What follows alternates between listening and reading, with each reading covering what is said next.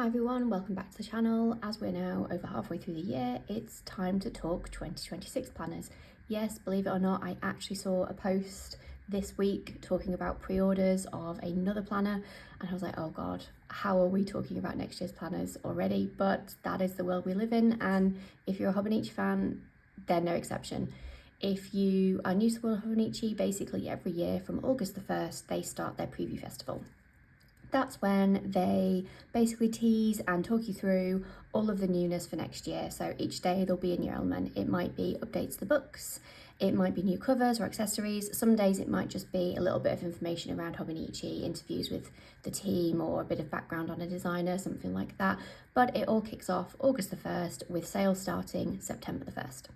Last year I did a video of all the things that I was hoping Hobonichi would announce or reveal in the preview festival, and I enjoyed the video so much despite the fact that they did none of it. Obviously I knew they weren't, a lot of it was stuff that I think they'd previously said we don't want this, but I thought it would be fun to do these were all the wishlist items I would like from Hobonichi, and so I thought I would do it again this year. I'm hoping at least one of them they actually do this year, and it will come as no surprise as to what number one is. But yeah, these are the things that in an ideal world, if Hobonichi could do everything I wanted them to do, what would it be? Right, let's kick off. So the first one, which as I say, is the one that I really hope that they actually do, is to fix the paper. Unless you've been living under a rock or you are new to Hobonichi, you may not know that there's been quite a few issues with the paper this year. They use Tomorrow River paper, and this is the first year where we've had the full book selection in the new Sanzen paper, and it's been hit or miss, to say the least. This gives you a perfect example of the variances we're talking about. So this is the A6 from this year, and this is a few different pens. So all look good, no feathering, all, you know, performs well on the paper. On the reverse side, you can see basically no bleed, a tiny amount kind of starting on these, but this is in line with what I've experienced with Hobonichi paper for the past however many years. All good. However, my cousin, not so good. So, you know, to look at, that seems fine. You know, no issues there really. But then when you go to this side, you will see a decent amount of bleed. Very different bleed from what you saw in the A6, and this is what people are finding, that there's just massive variances with the paper. Certainly in the 5-year it was incredibly bad, to the point that they did send out new ones, but only for the 5-year. They kind of have skirted around the issue, to be honest. With the rest of the books, it has just been the 5-year that's kind of had their attention.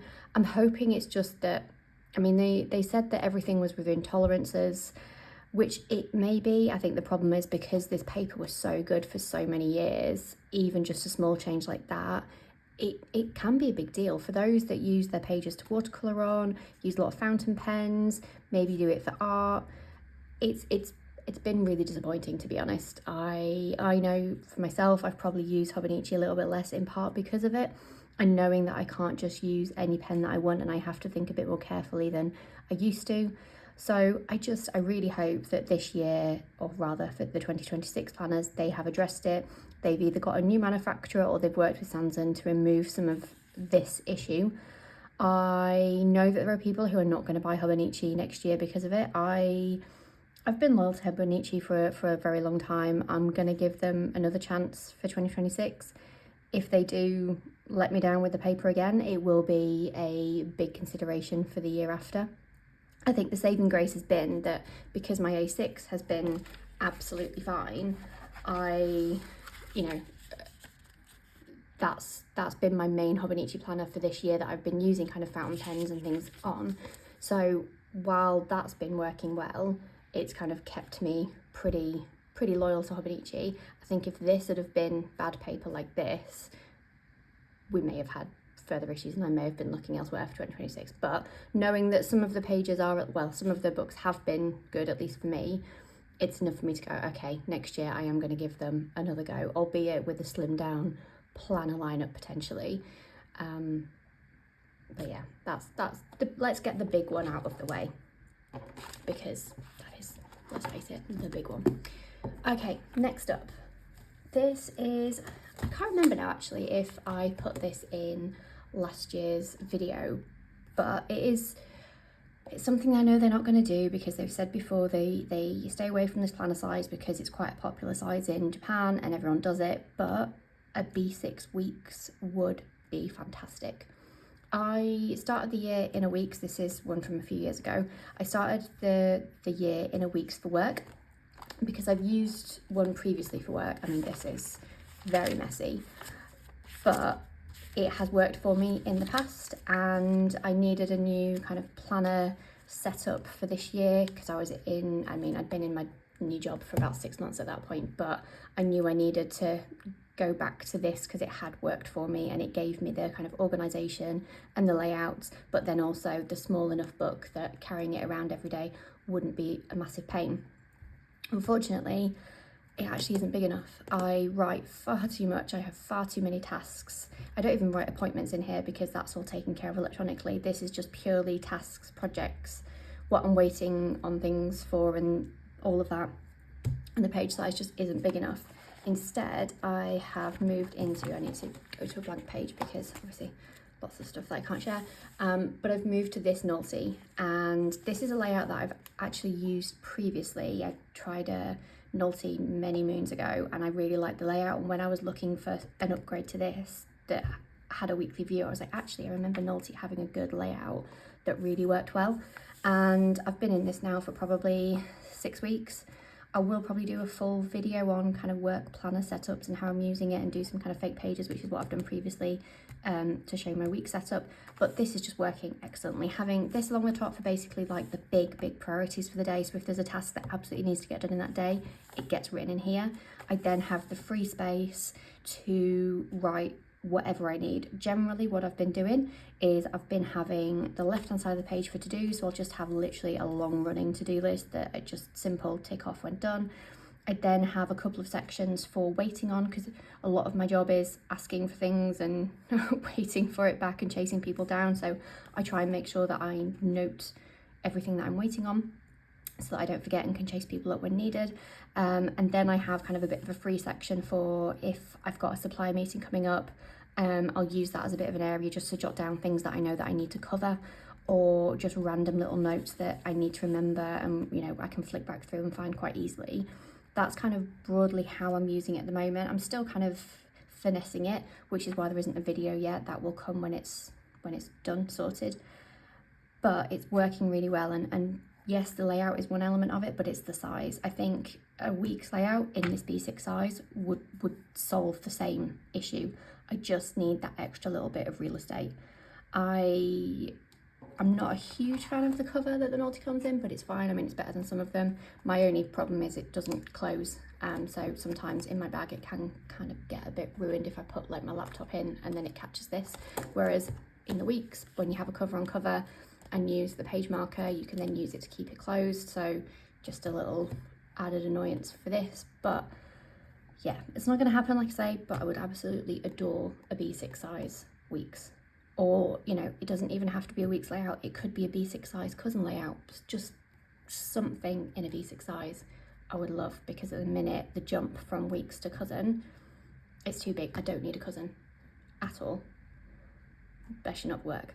But yeah, too big. Which, talking about cousin, so an interesting bit around the kind of setup that they have between kind of cousin and A6. So you get a cousin that comes with a monthly, weekly and daily view, and you can get a day free cousin, which is this, but in obviously A5 size, which is basically just a load of blank pages and the monthly view.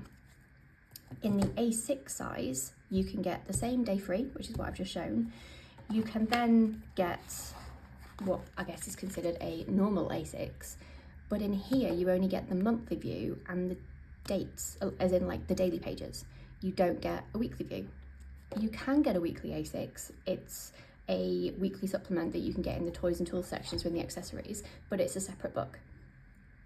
The cousin only comes as one complete book, and I would absolutely adore for them to either do an A6 with a weekly view like the cousin, or a cousin without the weeklies, or a day free with the weeklies. Just something like, either align them so that you can get kind of both in each sizes, because that is something that kind of blows my mind. But then I know a lot of people have said they love the cousin, but when you have both the weeklies and the dailies, it's a lot, which is why I say maybe a day free with the weeklies and just then some spare pages at the back. But yeah, bit of a vaguer one, this one, but it's more of a please just introduce something new to the layout to shake things up that can hopefully tick a few boxes for those that either find that the cousin is too big, like in my example for work, because actually potentially a day free cousin with just the weekly views and then just some spare page in the back, that could potentially work instead of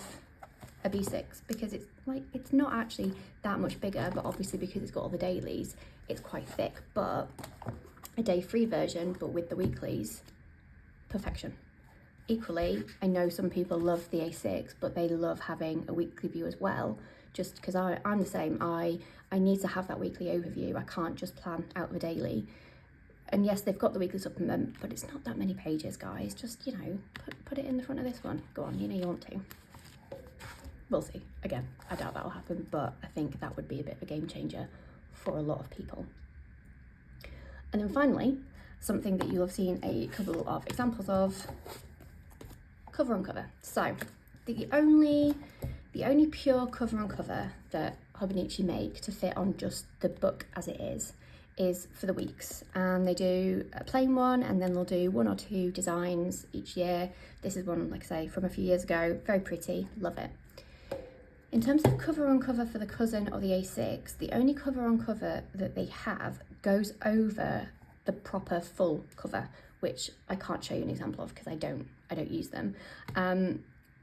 But it basically means that so many people I see, they'll buy a planner and then they'll buy the cover on cover, the Hobonichi one, and go, why does it not fit? And it's because it's like far too big, because the actual proper cover goes over and then the plastic goes over the top. It's basically to protect the cover rather than the book.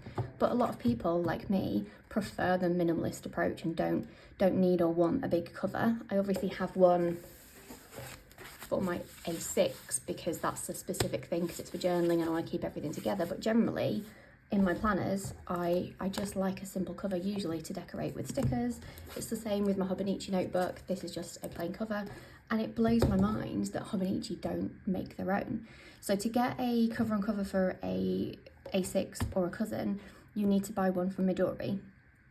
And it catches people out because there's a couple of different sizes. So I will leave a link to these just in case you're like, oh my god, mind blown, I need that cover. I will leave a link, but Hobonichi, please just make the cover on cover. I'm fairly certain I put this in last year's video as well. It can't be that, like, you make the weeks one, why not make that one? Are you worried that your sales on the normal covers will go down? Because I'm fairly certain they won't, because it's a very different customer who wants a plain cover versus a full-on great big thing with lots of pockets and pen loops and stuff like that. Some people want the simplicity. Give them the option without sending them to Midori, which, even though I'm going to link the ones that fit, they're not a perfect fit because they're made for Midori planners. This one, it's taken some stretching out, and some people think they've bought the wrong one when they haven't, purely because it does take a bit of effort and a bit of blow dryer sometimes, or just like leaving it under a load of heavy books to get it actually, you know, sitting flat and closing. Hobonichi, you make the planners, just make the cover to go with it, please. And that was my Hobonichi 2026 wish list. How many of these were on your wish list too? Or do you have a wish list, or are you actually just waiting to see whether they fix the damn paper before even entertaining slightly getting a Hobonichi for next year? Let me know in the comments what you're after, other than, well, let me know if you're after the paper, if you've had, you know, some real issues as well, but anything over and above that. Also let me know, are there any accessories or pouches or book sizes that you're absolutely dying for? Love to have a chat with you guys about stuff like that. And yeah, I will probably update the description when they announce the preview festival, just so there's a link in there. I don't think they've started announcing any of the bits and setting up the links and stuff, so it won't be in there yet, but I will make sure that I keep that updated so that if you find this, you can then find the link to the preview festival. But yeah, hopefully you enjoyed this video. If you did, please like and subscribe, and hopefully I'll see you in the next one. Bye.